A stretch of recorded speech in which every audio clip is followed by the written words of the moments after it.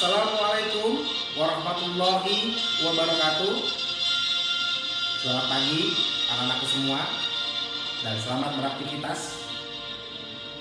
Dan kita bertemu kembali dalam mata pelajaran PPKN bersama saya Bapak Ridwan Hasim. Pada pertemuan pagi hari ini, anak-anakku sekalian, kita akan melanjutkan sub bahasan dari bab yang hari ini kita sedang pelajari. Mohon kalian tetap semangat dan menyimak materi pembelajaran melalui video pembelajaran yang di-share via grup Telegram atau melalui Google Classroom. Dan setelah itu silakan mengerjakan tugas selama jam pelajaran PPKN. Mari anak-anak semua, kita simak video pembelajaran berikut ini. Tetap semangat. Halo anak-anakku semua, kelas 73, apa kabar? Kita akan melanjutkan materi terkait bab norma. Di sini kalian pernah lihat, mungkin kalian juga lihat di video Bapak ini, beberapa kegiatan masyarakat yang sedang melakukan bentuk kerjasama. Nah, ini bagian daripada norma. Nah, artinya apa? Nah, bisa kalian saksikan. Nah, fungsi norma dalam masyarakat. Yang pertama, pedoman dalam bertingkah laku. Yang kedua, menjaga kerukunan anggota masyarakat. Yang ketiga, sistem pengendalian sosial. Ya, berikut kita lanjutkan norma hukum. Nah, norma hukum ini memiliki peranan yang lebih besar karena mengikat dan memaksa seluruh warga negara serta para penyelenggara negara. Nah, artinya kita semua masyarakat yang tinggal di negara Kesatuan Republik Indonesia, termasuk para pemerintah, harus taat kepada norma hukum. Nah, kalian bisa lihat di mana ada kegiatan di dalam pengadilan di saat seseorang menjadi terdakwa, atau bisa juga orang ini menjadi saksi dalam satu peristiwa yang kaitannya dengan perkara hukum.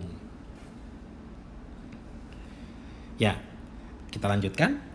Untuk mencapai tujuan keadilan, nah ini kaitannya antara norma dan keadilan sangat erat ya. Bagaimana akan terciptanya keadilan bila norma tidak bisa ditetapkan secara tegas.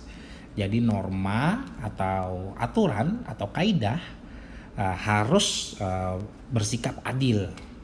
Nah, ini untuk mencapai tujuan keadilan, norma hukum memerlukan alat-alat perlengkapan negara. Nah, alat-alat perlengkapan negara ini yang menjamin keadilan masyarakat, seperti polisi, jaksa, dan hakim. Nah, kalian bisa lihat di sini fungsi daripada norma hukum. Yang pertama, memberikan pengesahan atau legitimasi, alat rekayasa masyarakat, sarana pembentukan masyarakat, senjata dalam konflik sosial. Ya, senjata di sini bukan berarti menggunakan senjata yang membunuh orang ya, tapi norma hukum adalah senjata supaya orang dapat menahan diri, tidak terbawa emosi atau nafsu sehingga terjadi atau timbulnya konflik. Nah, kita lanjutkan nilai-nilai keadilan dalam masyarakat menurut Kailan. Nah, Kailan ini adalah tokoh pemikir ya, seorang profesor doktor ya yang mempunyai teori terkait nilai-nilai keadilan. Nah, yang pertama keadilan komutatif. Yang kedua keadilan distributif. Yang ketiga keadilan legal. Nah, kita lanjutkan di sini. Yang pertama keadilan distributif.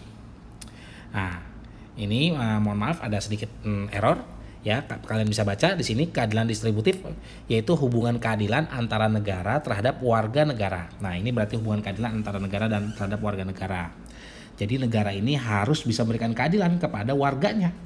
Nah, jika negara ini sudah memberikan keadilan sesuai dengan sila kelima, tentu masyarakat akan mematuhi norma. Nah, contoh kalian bisa lihat kesejahteraan bantuan atau dana BOS. Nah, ini dana BOS diperuntukkan untuk sekolah-sekolah. Nah, ini dana BOS ini diperuntukkan untuk sekolah-sekolah untuk meningkatkan kesejahteraan di sekolah tersebut.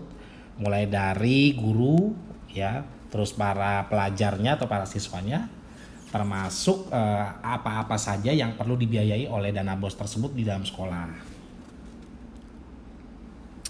subsidi BBM atau BBM bersubsidi. Nah, kita lihat bahwa di Indonesia ini BBM masih bersubsidi ya. Contohnya BBM premium itu masih disubsidi oleh pemerintah. Nah, ini. Nah, kalian bisa lihat contoh gambar ya, ini bentuk perkumpulan masyarakat yang sudah mendapatkan kesejahteraan bantuan atau subsidi. Mohon maaf jika tulisannya tertutup oleh gambar. Nah, yang berikutnya adalah keadilan legal. Nah, ini hubungannya antara warga negara dengan negara. Nah, ini timbal balik ya. Nah, kalian bisa lihat hubungan keadilan antara warga negara terhadap negara. Nah, ini ya. Jadi warga juga harus memberikan keadilan terhadap negara. Nah, contohnya menaati peraturan perundang-undangan yang berlaku ya. Jadi kalau kita ingin dapat keadilan dari negara, kita juga harus memberikan keadilan juga kepada negara. Nah, cara kita memberikan keadilan kepada negara yaitu ya menaati peraturan perundang-undangan. Contoh, misalnya pada saat kita berkendara, kita harus patuh kepada tanda-tanda lalu lintas. Nah, ini contohnya ya, memberikan jalan bagi penyeberang jalan di zebra cross. Jadi kendaraan bermotor harus berhenti.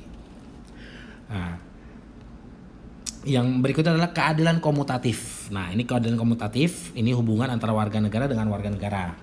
Nah, kalian bisa lihat di sini pengertiannya, hubungan keadilan ya antara warga negara terhadap negara.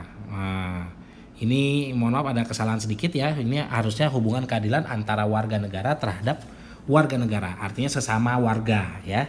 Nah, ini contohnya ya, menghargai dan rukun dalam perbedaan. Nah, jadi ini hubungan keadilan komutatif berarti keadilan yang kita berikan antara warga dengan warga.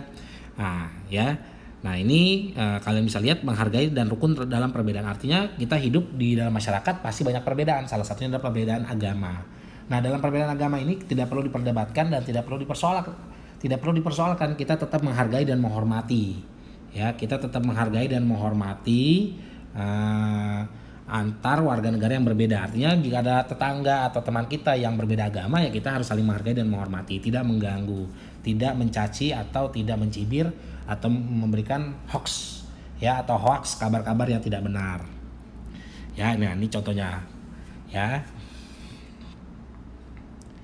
Nah, perilaku sesuai norma. Nah, untuk materi perilaku sesuai norma kita akan lanjutkan di video pembelajaran berikut. Untuk sementara cukup sampai sini dulu materi kita untuk video pembelajaran dari Bapak. Terima kasih dan mohon jika ada tugas dilanjutkan tugasnya dan diselesaikan. Bapak akhiri. Fastabiqul khairat. Wassalamualaikum warahmatullahi wabarakatuh.